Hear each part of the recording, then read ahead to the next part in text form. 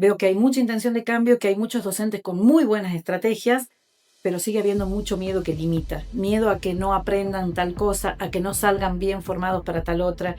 Y tenemos que despegarnos un poco de ese miedo, porque la realidad de hoy no va a ser la misma ni siquiera que de la del año que viene. Chicos, cuando no tienen celular con ellos, ya sea en su mochila, en el bolsillo, donde sea, funcionan de otra manera, y creo que esa es la forma en la que tenemos que ver.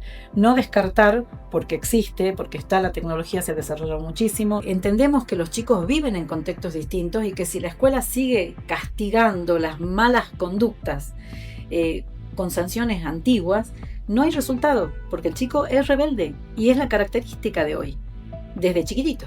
Ahora, si el colegio logra darse cuenta de que la persona no es un cerebro, es una persona íntegra, como dice Rudolf Steiner decía, un ser tripartito, mente, cuerpo y espíritu, no podemos trabajar solo con la mente. ¿Qué hicimos mal como adultos para que estas generaciones tengan ese nivel de violencia? Y las escuelas son parte de la sociedad. Yo creo que la educación emocional es más importante que todo. Se dice que estamos viviendo en la era de la información, pero para muchos padres y educadores es la era de la incertidumbre. Tengamos en cuenta que hoy un niño de 10 años tiene 10 veces más información de la que podría llegar a procesar un adulto en toda su vida en el siglo pasado. Sin embargo, cuando cruzan el aula, es como si entraran en una cápsula del tiempo. El sistema educativo tradicional conserva todavía los ecos de la revolución industrial, buscando una estandarización y una normalización que hoy más que nunca parece obsoleta. La pregunta es, ¿está preparado el sistema educativo argentino para afrontar el desafío de educar a los niños de hoy? Cada día aumentan más los diagnósticos de hiperactividad, dislexia, TDA, TDAH. ¿Realmente podemos contener a lo que hoy es un 20% de la población escolar? Hoy, en nuestro primer episodio del Punto Exacto, vamos a hablar de esto y muchos temas más con Viviana Figueroa. Ella es profesora de nivel inicial, profesora de artes visuales, creadora y fundadora de la Escuela TAI y también creadora del INDEP, Núcleo de Investigación y Desarrollo Pedagógico. Bueno, Viviana, un gusto para mí tenerte aquí en el Punto Exacto. Gracias a ustedes, también para mí es un placer estar.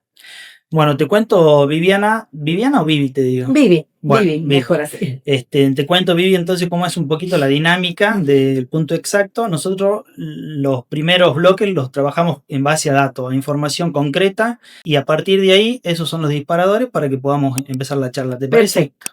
Bárbaro. Bueno, vamos entonces con el primer dato.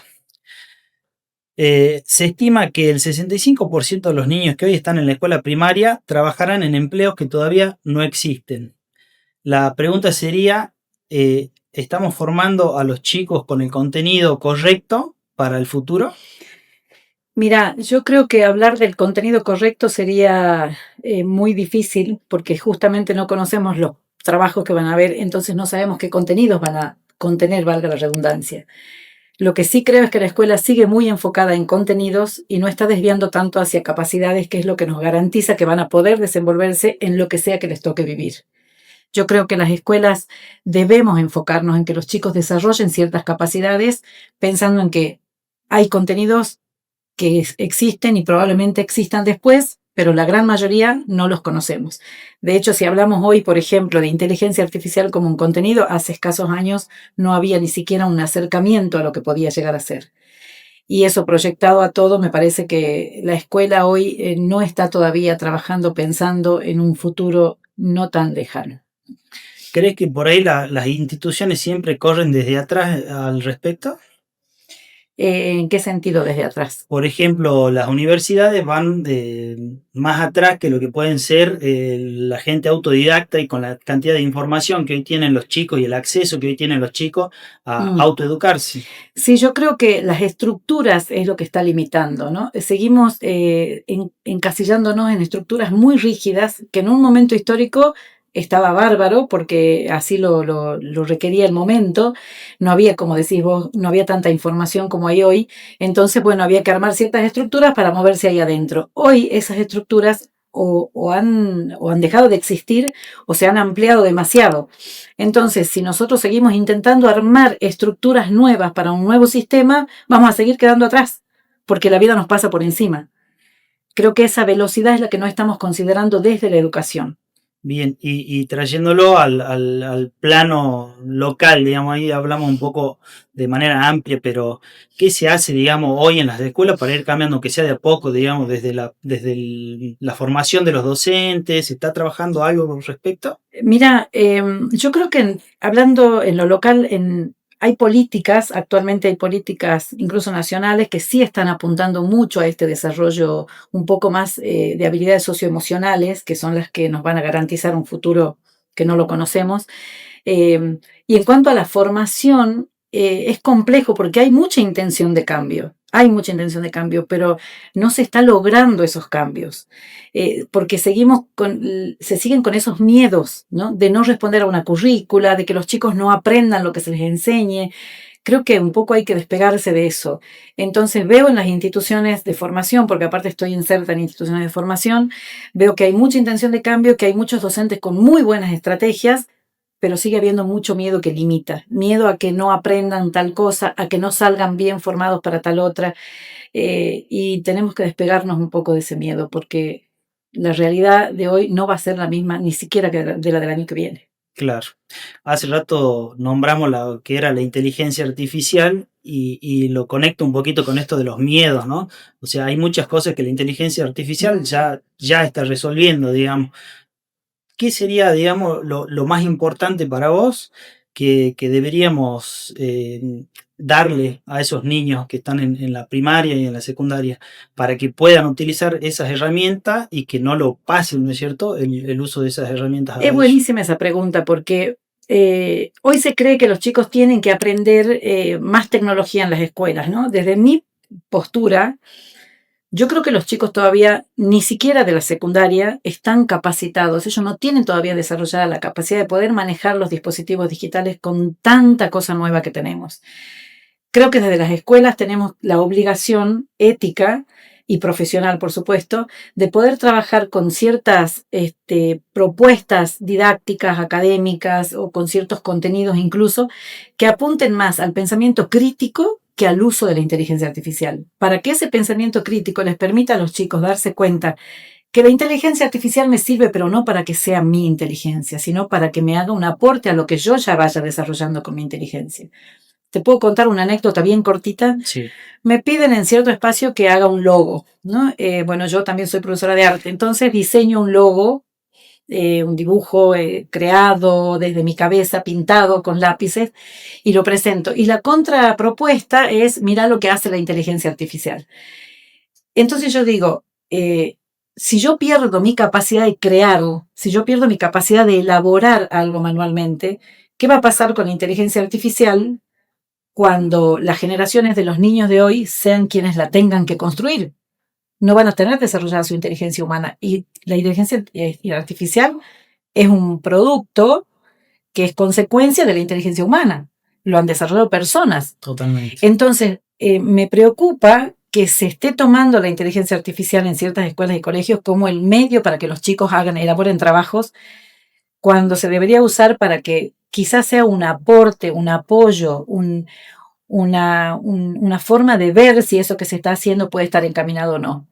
Creo que estoy de acuerdo con la ley que dice que los celulares tienen que ser muy controlados dentro de las escuelas.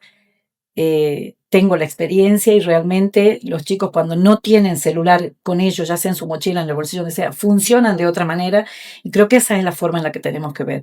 No descartar porque existe, porque está la tecnología, se ha desarrollado muchísimo, la inteligencia artificial ya está y no se va a ir, pero sí que intentemos que en las escuelas se use lo menos posible con dispositivos para que puedan hacer el desarrollo de su mente.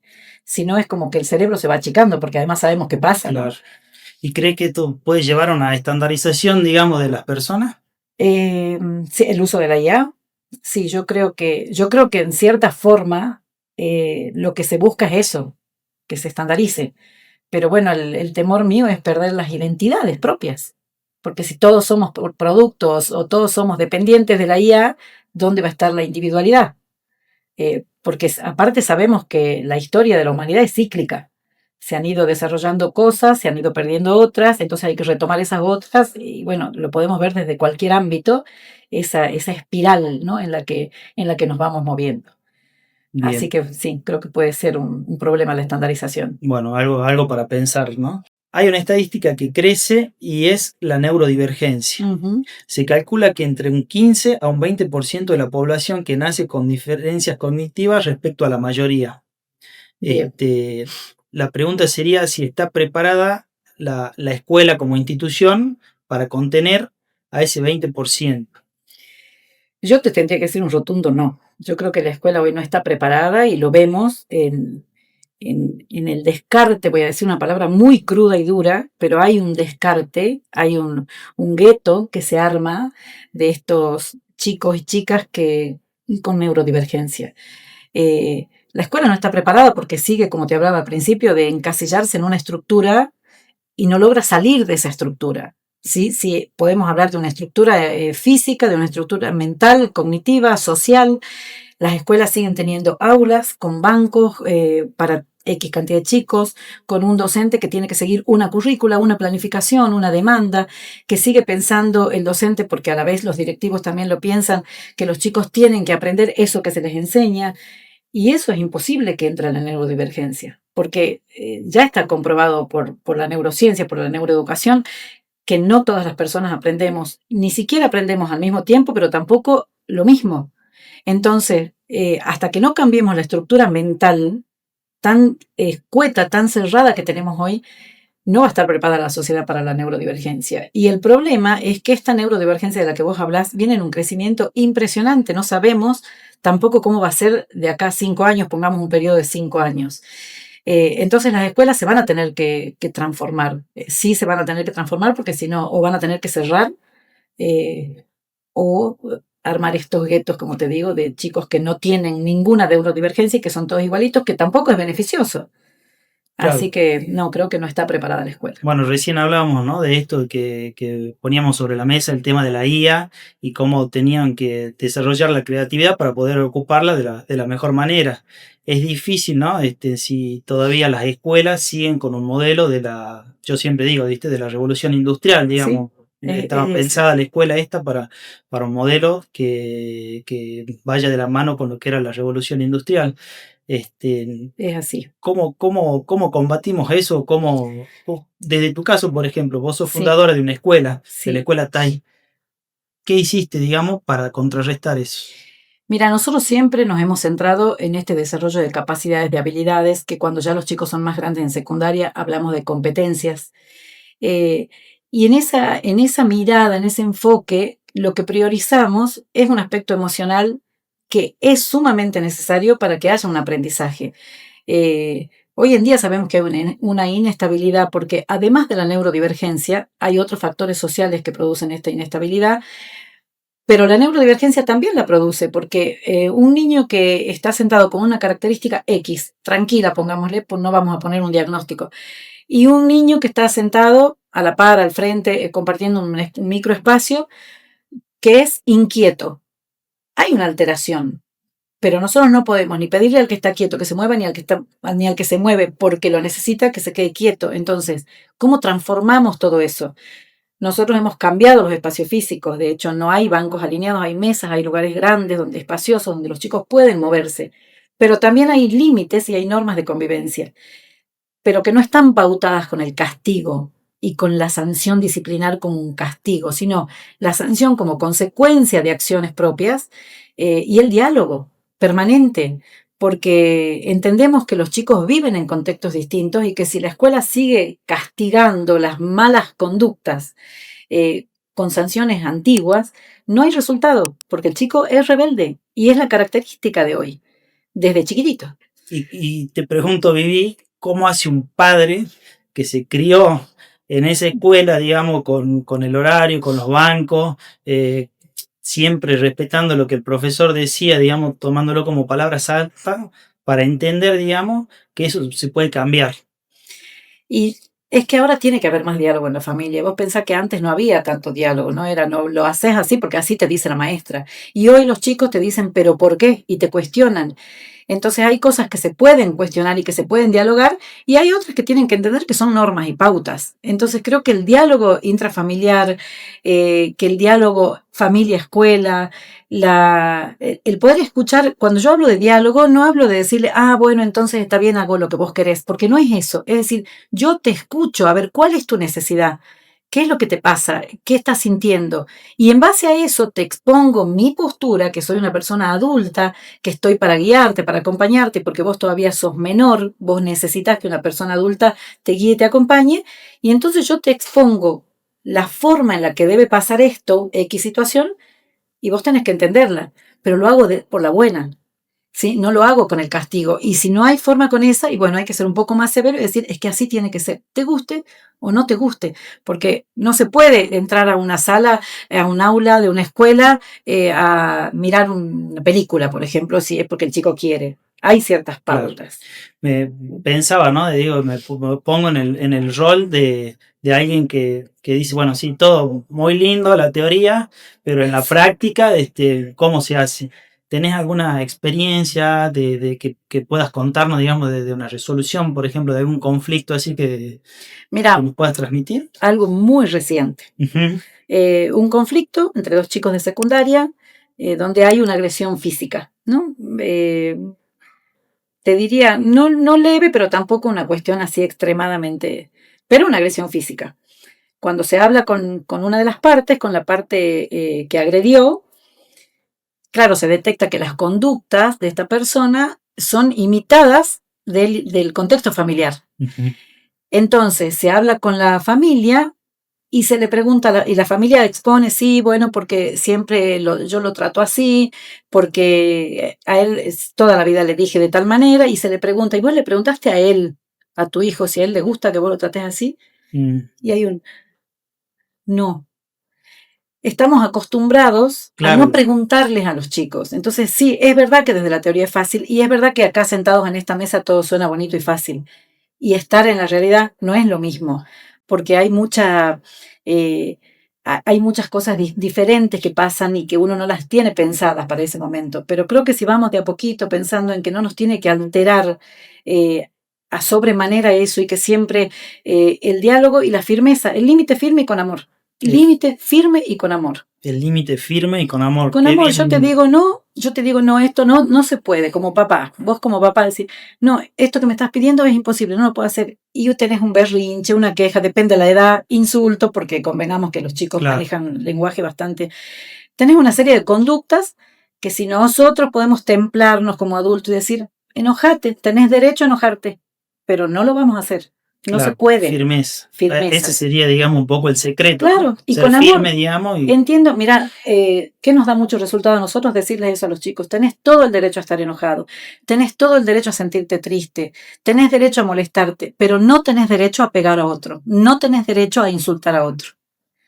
Y cuando eso se hace algo constante y periódicamente uno ejerce esta forma de diálogo con los chicos, lo van entendiendo y los cambios son visibles. bien, bien.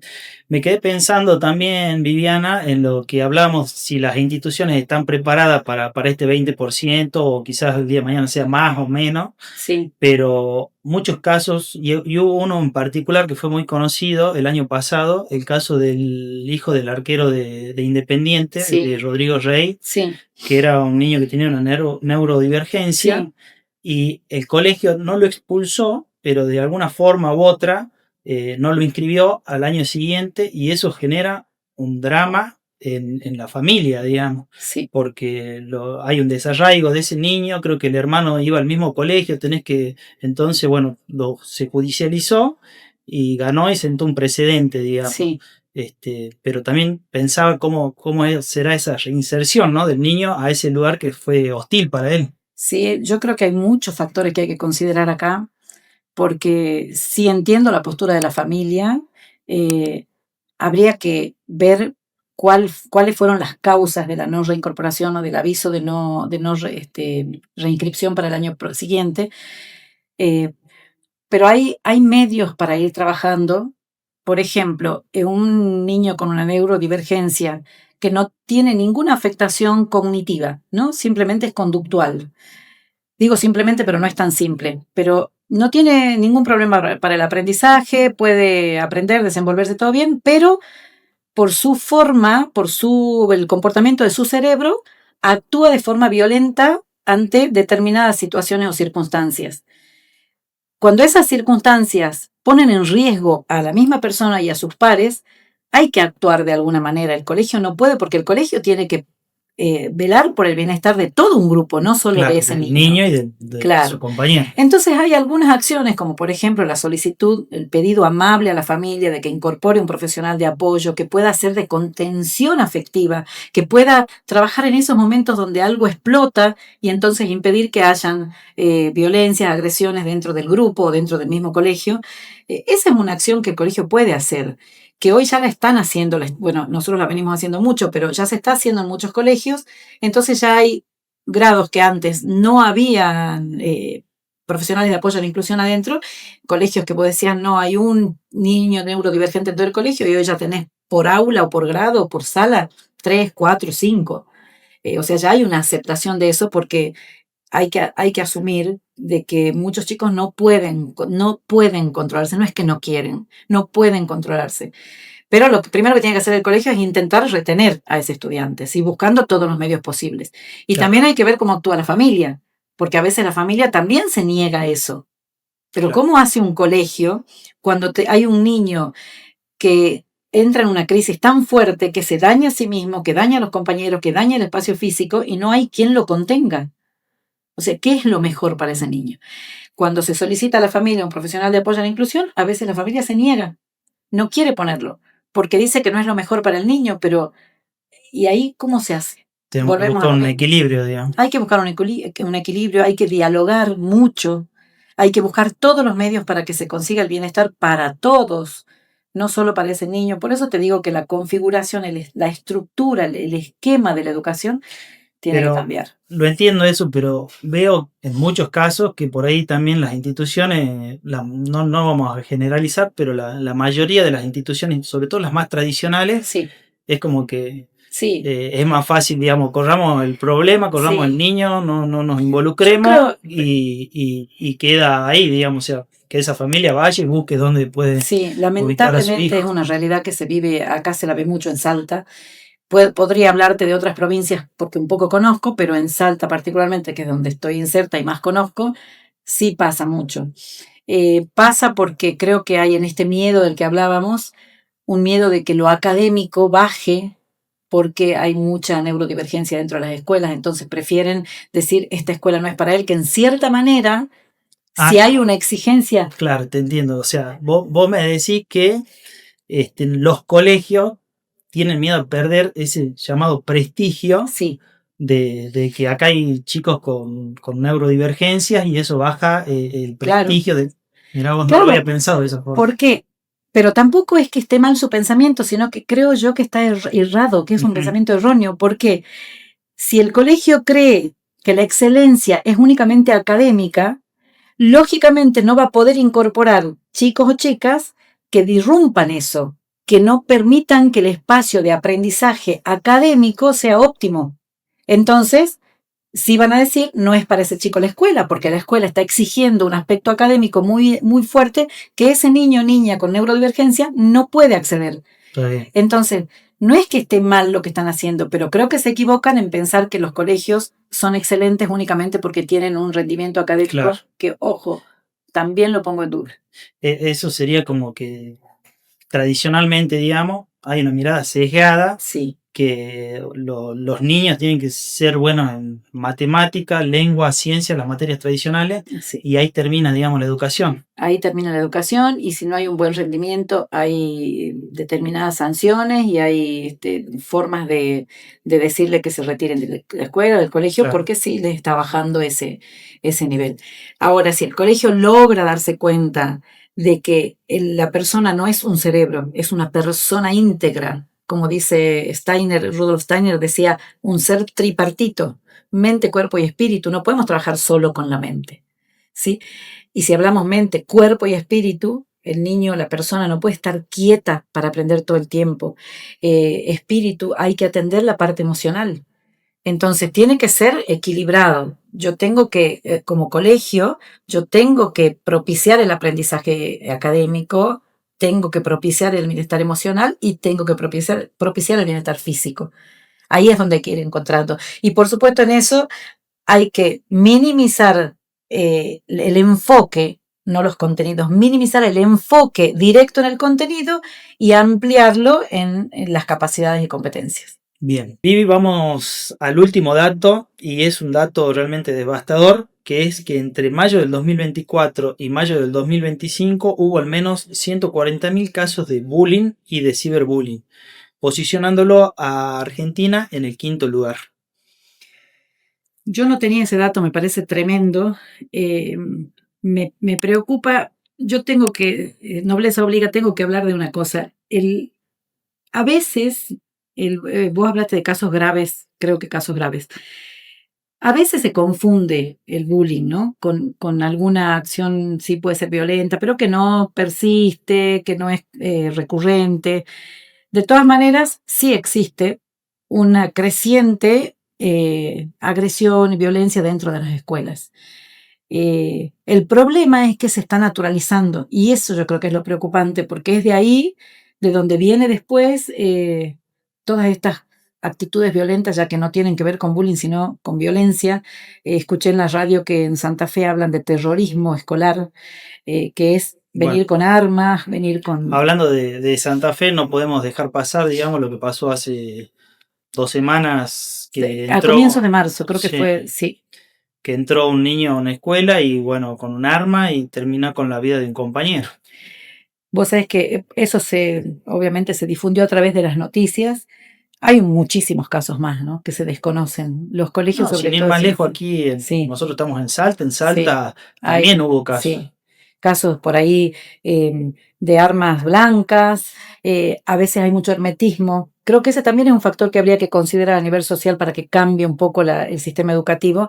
No hay que tener miedo de contar estas cosas, porque si bien la característica humana es la crítica, porque el ser humano tiende a criticar todo, no hay que tener miedo. Si pasa en mi escuela algo severo, y bueno, tengo que contarlo porque para poder recibir ayuda y sin el miedo a que haya un escrache, ¿no? Que a veces dicen te van a escrachar. Bueno, pero pasa, yo no le di el arma al chico, yo no le dije anda pegale. Entonces creo que tenemos que tratar de tomar todo esto como un apoyo mutuo entre todas las escuelas y colegios y ver cómo podemos ayudarnos. Ayudar a las familias que no tengan miedo, porque esto provoca también miedos en las familias, ¿no? Fíjate que lo que pasó en Santa Fe, pero hubo una repercusión en todas las provincias de empezar a tener miedo. Hay incluso instrumentos legales que están saliendo para poder armar protocolos de intervención en casos de violencia extrema dentro de las escuelas. Entonces, el bullying, indudablemente, es una punta del hilo, una punta del iceberg. Hay algo muy profundo en todo esto. Está naturalizada la violencia. ¿Qué ven nuestros hijos? ¿Qué ven nuestros adolescentes y jóvenes cuando tienen su celular? ¿A qué juegan? ¿A qué juegan en las Play? ¿Cómo se llaman estos aparatos? Yo no soy de los aparatos. ¿A qué juegan en los celulares? ¿Qué grupos de WhatsApp tienen? ¿Qué control tengo yo sobre esos grupos? ¿A qué edad le di un celular a mi hijo? ¿Sí? Porque los chicos no están maduros para eso. Entonces está entrando mucha información con esto del chico de Santa Fe.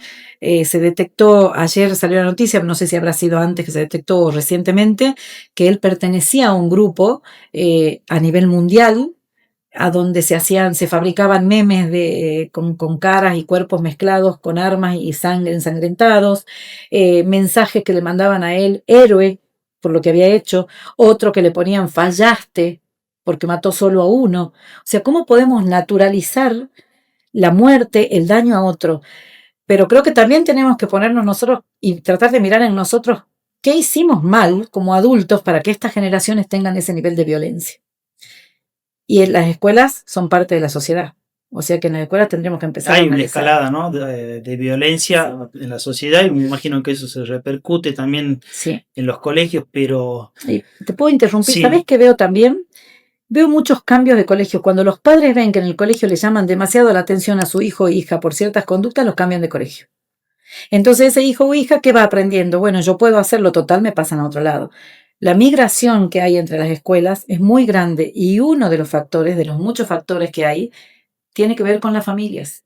Las familias quizás no asumen, no actúan, no saben cómo para que no se sigan repitiendo eso. Entonces el chico va a un colegio, comete determinadas cosas, va al otro, lo cambian y la sigue cometiendo y la sigue cometiendo porque hay como una vía libre para hacerlo. ¿Y dónde podría estar la solución? ¿Cómo empezamos, digamos, a trabajar, digamos, para solucionar eso? O sea, haciendo foco en lo humano, en el valor que tiene la persona y el otro, o recién me decías que por ahí el rigor no es lo ideal, pero ¿cómo lo solucionamos? Yo creo que la toma de conciencia es algo, un proceso lento, un proceso que, primero, no perder las esperanzas, no porque el chico ya sea más grande, ya estás perdido, porque no es así. Quienes tienen chicos chiquitos, empezar de chiquitos a que tomen, que lo que vos decías, el valor de la vida, ¿sí? Lo que vale la vida. Yo no quiero entrar en un debate de posicionamientos políticos, ni religiosos, ni nada por el estilo, pero nosotros venimos en un país donde también se legalizó el aborto, o sea, es no permitir que hayan más vidas, donde hay toda una cuestión que se ha venido gestando ya de hace muchos años en el país, donde se ha ido demostrando que la vida no vale tanto o no tiene el valor que tenía, Sí. y es grave eso también. Sí, y en esto que vos me decís, también pienso en lo que pasó hace poco tiempo, también, o sea, sin darle un tinte político, pero está, digamos, es parte de la realidad, el tema de la edad de imputabilidad de los chicos, digamos, a partir de los 14 años. ¿Eso no es violento también? Eh, yo creo que el Estado está tomando ahí algo que les pertenece y les corresponde a los padres. Yo creo que la persona no debería ser imputable a los 14 años porque son muy chicos y no tienen conciencia. Ahora, eso le corresponde a las familias. El tema es cómo trabajamos con las familias. Y voy a volver al tema escolar. Si los colegios y las escuelas arman contextos donde la familia como parte de la comunidad sea partícipe del diálogo, no sea vení, sentate, tu hijo hizo esto mal y ahora está sancionado, sino vení, sentate, mira, está pasando esto, ¿cómo hacemos? Hagamos juntos. Entonces yo creo que las escuelas tienen la obligación de provocar eso para que las familias se sientan contenidas, que no sientan que sus hijos son monstruos, sino que sus hijos son personas que se están equivocando. Llevemos a que las familias también reflexionen sobre eso. Que las familias nos acompañen en las decisiones escolares, como por ejemplo, voy a poner la caja para que los chicos guarden los celulares y en la escuela no se usa el celular. Y que la familia no le dé el segundo celular escondido para que deje uno. ¿Me Claro. entendés? Creo que la escuela tiene que empezar a provocar esa comunidad con las familias y no dividirla. No el reto, yo te escracho porque vos sos una mala familia, sino al contrario. ¿Y cómo se logra eso? Porque hay colegios, digamos, yo como papá tuve la experiencia, digamos, de dos realidades. Un colegio tradicional, en donde realmente no teníamos casi contacto con, no se abría esa puerta de diálogo. Siempre decían que estaba, pero no estaba. Y otra experiencia donde sí estaba esa puerta de diálogo y donde sí se trabaja, pero ¿cómo se logra eso? Como, Mira, no digo en la experiencia quizás claro, del colegio tuyo, sino de la educación en general, digamos. es que primero que hoy actualmente en Salta, estoy hablando de Salta, a nivel nacional también pasa, pero en Salta hoy tenemos, y voy a hablar del sector privado, perdón, porque es donde yo más me manejo y puedo hablar con certeza. Hoy tenemos autoridades en la Dirección de Educación Privada con una apertura al diálogo, con una flexibilidad, no en permitir cosas que no se permiten, porque son bien firmes con eso y me parece bárbaro, sino al poder dialogar acciones, al poder entender y avalar ciertas institucionalizaciones que corresponden a las comunidades diferentes. Entonces, creo que hoy tenemos esa posibilidad, es decir, los De que le dan colegios, autonomía, digamos, claro, para sí, poder tomar sí, decisiones propias y no... que es algo que ya está planteado en lo que esperemos que sea la nueva ley, que sería la que reemplaza la 26.206, que es la actual ley de educación, esta ley de libertad educativa, que es la que se tiene que tratar y ojalá que se apruebe, habla de eso, de generar cierta autonomía en las instituciones, porque no tenemos las mismas comunidades. Entonces, cada colegio, cada escuela, sí puede trabajar con una comunidad del diálogo, con una comunidad del cuidado, Y desviando un poco esto que es tan toda la burocracia, los papeles, los libros, que es mucha cosa que hay que hacer, y empezar a decir, bueno, voy a minimizar eso burocrático y le voy a poner más énfasis. Voy a conversar con la familia, voy a hacer que las familias entren a las escuelas a buscar a sus hijos, no los voy a largar afuera, que entren, que recorran el patio, que miren las salas, que los vean a los chicos cómo juegan, que muchas veces no creen que juegan violento, pero sí juegan, o al revés, o creen que sus hijos son tremendos y los ven todos tranquilos. Entonces que las escuelas empiecen a abrir un poco más sus puertas para que haya un poco más de intercambio, que se dialogue, que la directora, el director esté parado ahí, que pueda saludar, que se llamen por los nombres y no, papá, vení, te tengo que decir a mamá. ¿Es complejo? Sí, yo tengo una comunidad de 200, 300 familias, hay colegios que tienen comunidad de 2000, pero se puede hacer, porque también hay más personal en las escuelas. Claro. Entonces creo que es la cultura, toda la cultura, esta cultura de la paz, que a veces nos reímos porque dice todo amor y paz, no, la cultura de paz hay que fomentarla. Y se puede empezar por las escuelas. Creo que es una cuestión de voluntad y aprovechar los recursos que tenemos hoy, como te digo, por lo menos del sector privado. Imagino que del público también debe haber algo de lo mismo porque son lineamientos ministeriales. Bien, bien. Bueno, Vivi, ahora vamos a cambiar un poquito la dinámica. Bien. Vamos a relajar o no. Y vamos a hacer un juego de preguntas. Y vos me tenés que contestar solamente por sí o por no. Bien. Bueno, si querés explayarte un poco brevemente en alguna de las respuestas, ¿te parece? Perfecto. Bueno, arrancamos, vamos por la primera pregunta. Claro. Y sería, ¿el sistema de calificaciones del 1 al 10 o del sobresaliente al regular debería desaparecer? Sí. Sí, creo que hay que cambiarlo urgente. Sobre todo porque ya hay un enviciamiento con eso. Uh-huh. ¿Y condiciona eso a los chicos, digamos, que te califiquen, digamos, que te digan... Yo creo que la calificación... En esto, en matemáticas sos un 10 y sí. Y en lengua sos un regular, sí. O un 0. Como ya está tan estandarizado y ya se sabe que un 10 es el brillante y el 2 es un mediocre o un muy bajo, sí, calificación tiene que haber de alguna manera porque hay que ir, hay que evaluar y hay que poder medir esos conocimientos, saberes, capacidades. Pero habría que cambiar ya ese sistema de regular al sobresaliente y del 1 al 10 para que haya otra conciencia.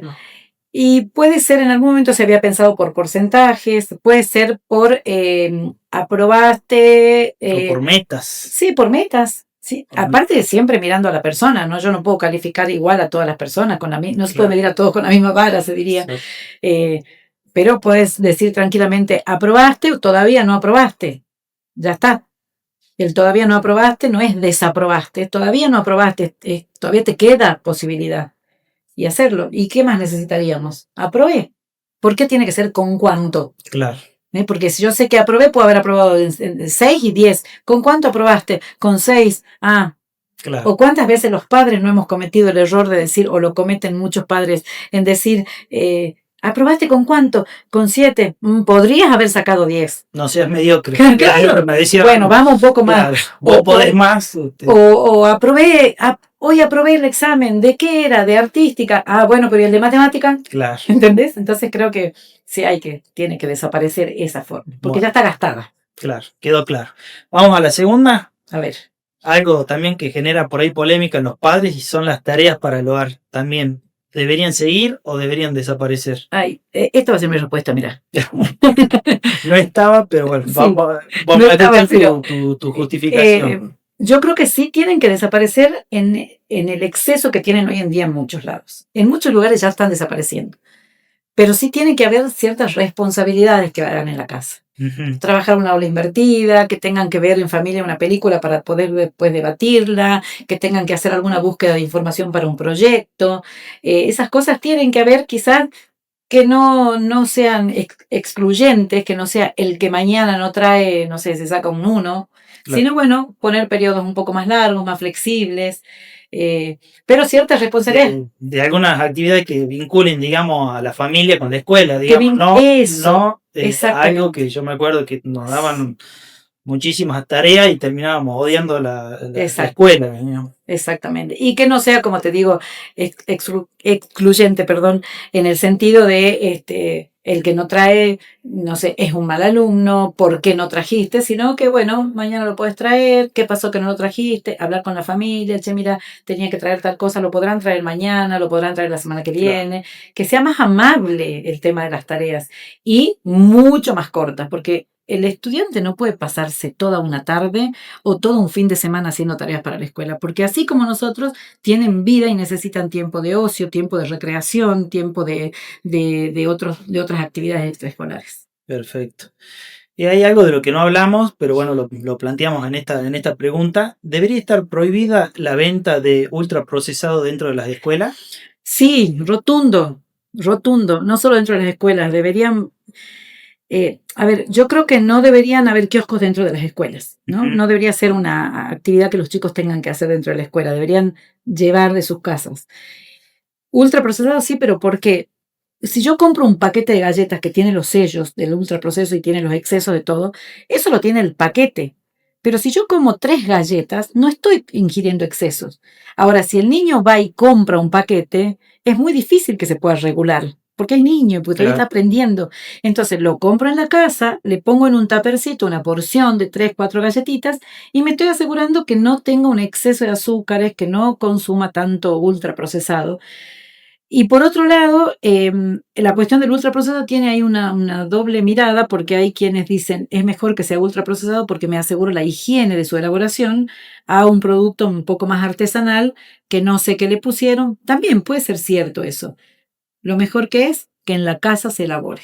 Que claro. se elabore el cupcakes, que se elabore una barrita de cereales, que se le dé un poco de queso cortadito, un yogur, que bueno, O hay. no caer en los excesos. Pero, también se hablaba, ¿no? De que el tema de la alimentación, los ultraprocesados estaba también relacionado con la neurodivergencia. Sí, totalmente. Eso también está comprobado por la ciencia, ¿no? Sí, el impacto que tienen, por ejemplo, las harinas blancas en los chicos que tienen autismo está comprobado.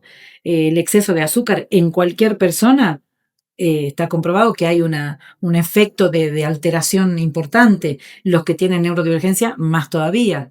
El consumo de fibras ha mermado mucho porque ahora como todo es congelado, como todo está, sabemos que todo lo que es verduras de fibra es más difícil congelar, entonces se consume menos porque hay menos ultraprocesados de Claro. fibra. Entonces creo que hay una cantidad de cuestiones que se vienen dando a través de la alimentación que desfavorecen a la neurodivergencia y bueno, en definitiva también a los chicos que no tienen ninguna neurodivergencia, pero que también les afecta, les altera su bienestar. Bien. Vamos con la última. Dale. ¿La educación emocional es más importante que la matemática? Sí, yo tengo que decir que sí. Yo creo que la educación emocional es más importante que todo. Eh, que no quiere decir que lo otro desaparezca. No quiero decir yo que el colegio tiene que ser únicamente educación emocional, porque si no, no sería un colegio, ¿sí? Pero sí creo que si emocionalmente la persona no está bien, no rinde. Entonces yo tengo que asegurarme que esté bien emocionalmente para que adquiera conocimientos, desarrolle capacidades, interactúe con pares, trabaje en equipo, que pueda ser partícipe en actividades que demandan un poco más de desarrollo académico, de pedagógico. Entonces sí creo que tiene que haber, la educación emocional tiene que ser priorizada en las escuelas y en todos lados, ¿no? Nosotros mismos también deberíamos priorizar nuestra educación emocional. Bien. ¿Y cómo se podría implementar eso? Bueno, ya se implementa, pero Sí, ¿cómo sería la el forma de problema es implementación, que digamos, desde las salas de nivel inicial, desde siempre, yo creo que primaria? desde que cualquier institución educativa esté dentro de la educación oficial, que es a partir de los 5 años, que es lo obligatorio, o salas maternales, que dependen de otro sector, que es municipal, pero aún así son instituciones educativas, los clubes, las iglesias, todos los contextos donde se trabaje con personas, se debería priorizar. Y hablando de las escuelas, desde el jardín maternal, o sea, y si yo hablo de educación emocional, no es darle una clase de las emociones a los chicos, sino es un trabajo constante, absolutamente transversal, a donde todo el tiempo se atienda a lo que para un niño puede ser un problema grave, capaz que no lo es para mí, pero tengo que ver por qué es para él. Entonces, si el niño me dice, me sacaron la cartuchera, Y bueno, yo tengo que ir a atender eso, no le puedo decir, bueno, ya va a aparecer, porque para el niño puede ser gravísimo que le hayan sacado la cartuchera. Claro. Entonces, eso es educación emocional, ¿sí? Es demostrarle a las personas como, y quizás si es algo que puede no ser tan grave y el niño lo está viendo como muy grave, poder sentarse y dialogar y darle la importancia en ese momento. Bueno, mira, tranquilo, esto no es tan grave, lo vamos a resolver de esta manera, ¿qué te parece? Y bueno, y se pasa. Pero si yo priorizo la tarea que le voy a dejar en la pizarra para que haga en su casa a un acontecimiento que emocionalmente lo está inestabilizando y no estoy atendiendo la parte emocional. Claro, claro. Así que sí, creo que es más importante que todo la educación emocional. Bien, quedó claro. Gracias. Vivi, cuando te escucho hablar y conozco un poquito tu trayectoria, veo que hay una gran vocación tuya por la educación y un compromiso importante. ¿Dónde nace eso? Mira, yo me río porque el otro día una persona, ya te respondo a tu pregunta, una persona me dice, le muestro yo mi recibo de sueldo, del nivel superior, que tengo poquitas horas, y le digo, mira, y me dice, ¿por eso vas a trabajar 8 horas a la semana? Y yo le digo, es que es puro amor a la educación. A mí no me importa cuánto cobro, más allá de que sé que la parte económica y todo. Por eso me río cuando decís Claro. la vocación. Sí, yo creo que mi vocación, a ver, evidentemente, yo vengo de una familia de educadores, mi mamá educadora, mi hermana educadora, tías educadoras, tías abuelas, rectoras de instituciones. Entonces creo que un poco ha sido el tener eso en los genes. Que se fue obviamente desarrollando desde mi niñez, cuando jugaba a la maestra. Para mí era fascinante que lleguen las vacaciones, me pasaba todas las vacaciones jugando a la maestra, así cuando chicos por ahí no querían. Pero mi pasión por la educación creo que nace cuando empiezo a ver la educación alternativa, cuando empiezo a ver que hay otras formas de enseñar y aprender, que es cuando yo empiezo a estudiar y logro mi expertise en educación alternativa de forma autodidacta. Y bueno, nada, me doy cuenta que es fascinante entender que hay muchas otras maneras de enseñar y de aprender, de armar escuelas, de poder brindar educación tanto en la casa como en la escuela, pero de formas totalmente distintas, más amables. Cuando me doy cuenta que hay que perder el miedo si los chicos aprenden o no aprenden lo que estoy enseñando, simplemente me tengo que preocupar porque aprendan algo y ver qué. Entonces también hay una inquietud. Eh, que creo que, bueno, eso tiene que ver con también mi curiosidad, ¿no? Que yo siempre digo, si ahora hubiese sido niña, seguramente ya hubiese tenido algún sello de neurodivergencia. Pero creo que esa curiosidad. Vos crees eso, digamos, Sí, conociendo y con todo lo que estudiaste. sí, totalmente. Yo ahora, cualquiera te diría, si yo fuese niña, sí tiene TDAH, porque Claro. toda la vida he sido inquieta. Bueno, ahí me resulta, porque me siento un poco identificado, ¿viste? Y creo que mucha gente se siente identificado con eso. ¿Crees que rotulamos hoy mucho a los chicos también? O sea, que pasamos de no darle bolilla a rotularlos a todos. Creo que sí, creo que hemos centrado demasiado la atención en qué tiene, ¿no? ¿Qué tiene? En lugar de ver qué características tiene o por qué es así o cómo puede él insertarse en un grupo teniendo estas características. Lo que pasa es que al salirse de los estereotipos, porque eso es lo que pasa, ¿no? Había un estereotipo y ahora, a raíz hablábamos recién de la alimentación, de la tecnología, de otros factores quizás médicos, de medicamentos, son todas cosas que han ido afectando o interfiriendo, creo, en el desarrollo que teníamos considerado como normal del niño. Y hoy presentan características que antes no estaban rotuladas, pero quizás estaban. Claro. Y también hay mucho, claro, al ver tanto, las familias también se preocupan más, entonces ya van a los psicólogos, a los psiquiatras, a los neurólogos, y los neurólogos lo encasillan en eso, ¿no? Es decir, tiene esto, entonces, bueno, tiene tal diagnóstico. Vaya con el diagnóstico, claro. y vos claro, y claro, y el problema es cuando la escuela dice, con ese diagnóstico no, sin conocerlo. Claro. Porque yo te puedo dar fe y te puedo demostrar, chicos que tienen un diagnóstico, voy a decir, ¿dónde lo tiene? Tiene características de niño, quizás un poco más en esto, el otro, pero tiene características de niño. Claro, de niño. Que es inquieto. Que es inquieto, que chacha, curioso, que todo quiere saber, que se resiste. No nos olvidemos también que hoy en día las características de la adolescencia han bajado de edad. Claro. Antes teníamos adolescencias rebelde. Rebeldía, el no querer abrigarse, el no querer comer, pero con mucha más información. Claro. Hoy en día las personas hablan usan lenguaje vulgar, pero en lugares Claro. que antes era increíble pensarlo. Sí, Entonces eso también van aprendiendo. claro. Así que bueno, creo que Y sí. volviendo a esto de la vocación, me dijiste también que tenés, bueno, en la escuela TAI, 300 Sí, familias ya que... sí, aproximadamente 300 familias, un Y poco es menos en realidad. educación alternativa.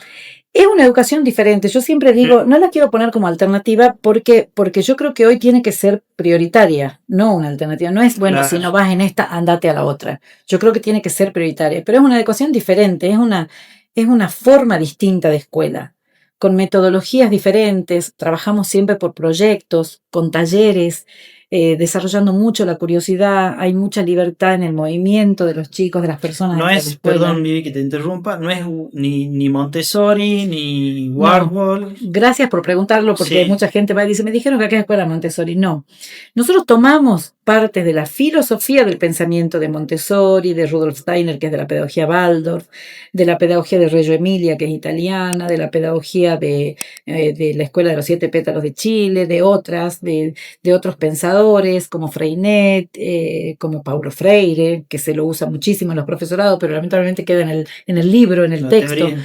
teoría. Pero bueno, hemos armado una forma pensando en este contexto que tenemos en esta provincia y pensando también en este momento histórico. Entonces hay muchas más libertades, hay mucha firmeza en los límites, porque no se podría trabajar la libertad si no hay firmeza en los límites, pero con mucho amor. ¿Hay sanciones? Sí, por supuesto que hay sanciones, porque cuando ya se llega a un extremo, pero la sanción también es puesta, mirá, tengo que sancionarte, tengo que ponerte este llamado de atención y se dialoga con el niño, como hablábamos primero. No es que se dialoga, no, poneme, sí, poneme, no, no es un Claro. debate si sí o si no, es sí. Explicándole al niño Claro, ¿por qué? Y si cuál es no la le gusta, consecuencia, digamos. lamento que no te guste, pero así tiene que ser. Ujú. Entonces es un conjunto de cosas que también te hablaba del espacio físico, que también tiene que ver, las personas que trabajan en la escuela, todo el personal, la forma de vinculación que tenemos, que ellos se vinculan con las familias, no hay un uniforme fijo para todos los días, que también es sacar ese encasillamiento. Y bueno, ciertas cuestiones que tienen que ver con que se haga una escuela distinta. Chica, una comunidad chica, porque dentro de todo nosotros, Y que se haga una comunidad distinta. ¿Y crees que lo lograste? sí, yo creo que sí. Y siempre veo que algo más podemos hacer. Y eso me encanta porque son los desafíos que me mueven. Claro. Y todo el equipo pensamos así. Y no tenemos miedo a cambiar las cosas que vemos que nos resultan. Y eso también creo que es algo importante para, si por ahí esto están viendo directores o gente vinculada con la educación, nunca tener miedo a decir, bueno, che, esto no me está saliendo, lo cambiemos, lo saco. No, pero ¿qué me van a decir? Y bueno, me digan lo que me digan. Yo prefiero decir, no está saliendo bien, lo sacamos. O esto que está saliendo muy bien, bueno, lo vamos a extender un poco más. Sí. Así que bueno, esa honestidad por sobre todo. Y me imagino que debes tener 1000 historias con los chicos, ¿no? Uf, Pero tendría que escribir un libro con la claro. historia de los chicos. Pero alguna que te haya marcado, que haya sido quizás el inicio de consolidar esa vocación, alguna historia particular, digamos. Ahí tendría que, mira, en cuanto a lo Uno o pedagógico, dos, viste, que vos decís, sí, bueno, estas cosas sí me atravesaron, digamos, mira, te voy a contar primero una que tiene que ver con la inclusión, que Ujú. nosotros más ahora hablamos de escuela que trabaja con la diversidad, porque no solo pensamos en la inclusión de chicos neurodivergentes, sino familias diversas, pensamientos distintos. Teníamos solamente jardín maternal, ingresa un nene que tenía espina bífida, estoy hablando hace muchos años, y no tenía silla de ruedas, pero era chiquito. Y el nene se movía arrastrándose, porque no podía caminar, entonces se movía así. Había aprendido a subirse y bajarse de la sillita, mi amor tenía 3 años, no sabes lo que era. Y sus pares, sus otros chiquitos, jugaban con él de la misma forma. Entonces un día una mamá dice, ay, ¿por qué se arrastra? Y nosotros decimos, no, está jugando con este otro nene. Claro. Y a ella medio que no le gustó y la sacó a su hijita. Y otra mamá, cuando pregunta por qué ella no viene más, le contamos y dice, ah, no, yo de acá no la saco más. Esas cosas que vos decís, nosotros tenemos que tener un lugar que sea para todos y que todos puedan convivir y quererse y sentirse así. Eso creo que fue algo muy fuerte que nos pasó y que me hizo pensar a mí, sí, la escuela tiene que ser diversa. Y eran dos miradas Dos miradas totalmente distintas y que quizás si vos te pones del lado empresa, decís, no, que no se me vaya el alumno. Claro. Entonces lo saco, no incluyo nunca más un chico con espina bífida porque tengo el riesgo de que el resto haga lo mismo, o decís, bueno, yo soy muy católica, entonces yo siempre digo que Dios diga, que Dios disponga, y yo soy un instrumento. Entonces creo que eso, ¿no? La apertura de decir, tenemos que darle lugar a ese de espina bífida y a todos los que vengan. Esa es una que te podría contar. Y otra que tiene que ver con lo pedagógico, que la cuento siempre, es un alumno que entra a 5º grado, había atravesado su 4º grado con notas excelentes, pero con problemas conductuales severos. Lo sacan en ese momento del grupo porque realmente estaba haciendo mucho caos adentro de la sala, movía las mesas, les tiraba las cosas a los chicos. Entonces la maestra en ese momento le dice que vaya afuera, que estaba yo, a hablar conmigo. Yo estaba trasplantando unas plantitas en unas macetas. Tenía 3 macetas, una bolsa de tierra, unas palitas y 3 plantines. Y entonces le digo, bueno, vení, ¿qué te pasó? No, que bueno, me empieza a contar. ¿Pero por qué no puedes trabajar con los chicos? Me contaba. Me dice, ¿te puedo ayudar? Sí, dale, vení a ayudarme. Vos vas a poner la tierra, yo voy a ir sacando el plástico de los plantines. ¿Cuánto pongo de tierra? Más o menos 2/3 en cada maceta y después vamos a poner el plantín y después el resto de la tierra. Y él se queda quieto. Dale, le digo yo, poné. ¿Cuánto? 2/3 más o menos, le digo. Yo incluso le hacía con la mano. Y no me dice nada y le digo, pero vos hiciste 4º grado el año pasado, debes haber visto fracciones, le digo yo, medio irónicamente. Y él me dice, sí, pero en la hoja. Y ahí yo también digo, ¿para qué vamos a tener una enseñanza tradicional que no le sirve? Porque él aprobó con 10 matemáticas de 4º grado. Claro. Pero no le estaba sirviendo nada de lo que era para la hoja. Para la hoja. Entonces, ahí eso desencadenó que después muchas jornadas, yo lo cuente a mis docentes para que ellos piensen cuando van trabajando, ¿de qué me sirve hacerle una fracción, un medio, si él no va a poder poner un medio de agua en una botella? Bueno, un medio es la más fácil, pero así con ese tipo de cosas.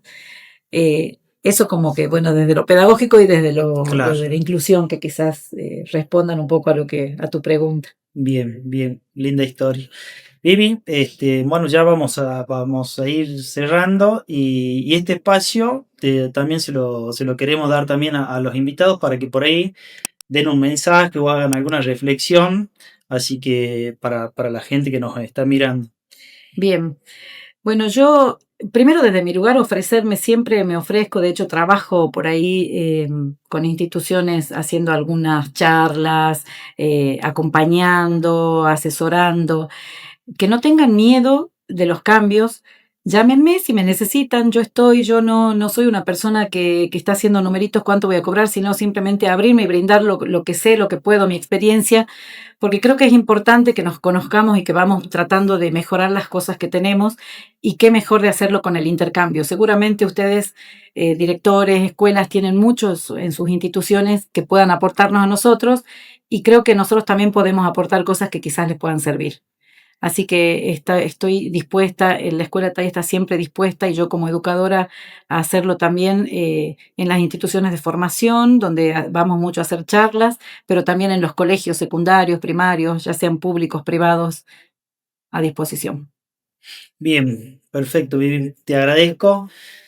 Y podríamos decir entonces que el punto exacto está en afrontar los miedos para poder producir los cambios. Así es así. Pensemos en las grandes personalidades de la historia. Si hubiesen tenido miedo, no hubiésemos tenido todo lo que hoy tenemos. Muchas gracias. Gracias a ustedes.